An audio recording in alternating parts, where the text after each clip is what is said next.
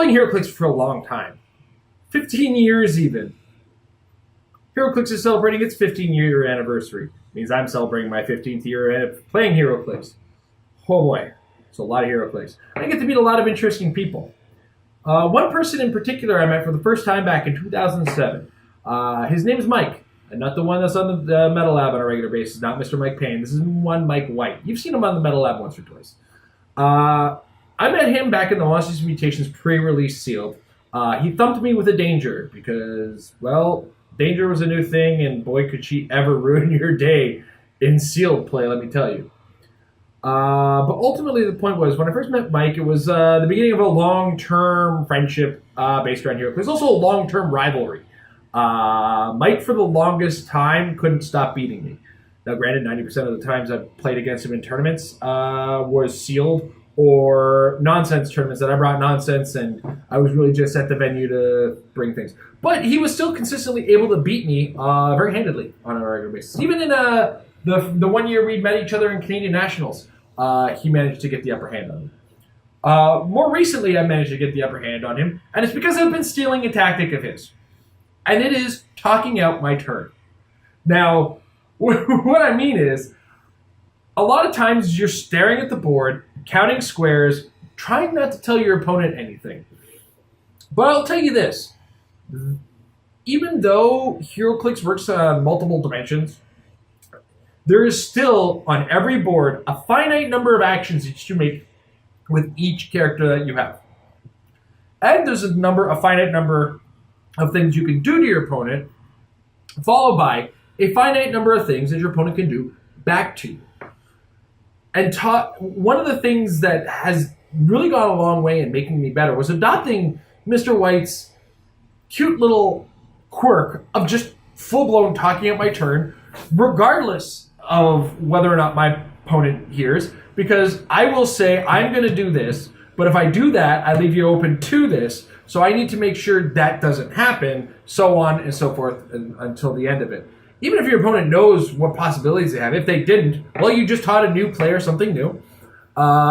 If they did know they were going to do that, they now look at you and go, "You're reading me like a book," and this is okay because ultimately you need the information you need, and there are a lot of cases where just talking it out can go a long way. Now, sometimes this is. And talking it out comes in multiple forms. Some people just saying things aren't really going to register. It comes from the whole idea that people learn and do things differently. One of the things that I did do prior to starting to add talking out my actions to my turn was plopping tokens on the map to recognize where I will be when I do things so that I can also get a good visual of what my opponent can do back to me.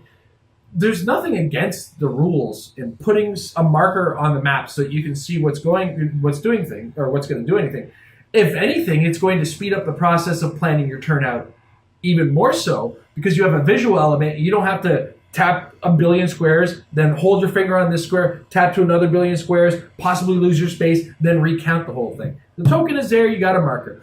Ultimately, the point I'm getting at is this is all part of careful planning of your strategy because lo and behold, Heroclix is a strategy game, kids. I don't know if you noticed. And planning your strategies is an important thing to walk into this game with. It's one of the things Amber Reary recently has been very frustrated with her performance in casual and competitive play. And I'm trying to find a way to make her more competitive without her having to go through the same kinds of trials and tribulations I went through as a competitive sport player in high school or a competitive Magic player where I didn't get to buy more Magic next week unless I worked overtime instead of drawing that forest. Magic players understand. Don't worry, guys. But this is one of those things that I can think, if you're not a competitive person at heart, this is a good thing to take into the game. Because a lot of players in Heroclix don't have a competitive spirit, don't compete in anything, and get into competitive play, they get dumped on, and they don't know how to come back. And one of those things is not knowing how to come back comes from not careful planning. If you can look at what you've done in a game and say, I did everything I could, but I still lost. that's not a reason to get down. Doing everything to the best of your possibilities is the best way to improve yourself as a competitive player. And it's also the best way to come out of a competitive loss and go, I did what I could. I did everything I can. I just couldn't pull it off. And when you do everything you can possibly do, you do make your opponent worry. I had 2 games in the team World Championships against we played 2 games against Team Majestics, and I played against Clay twice.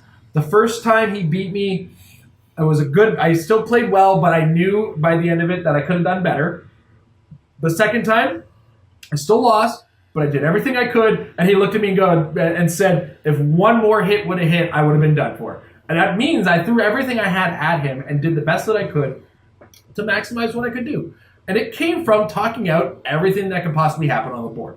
And just watching his eyebrows go, You watch your opponent start to realize the correct conclusions. And that's a very important element of just getting better.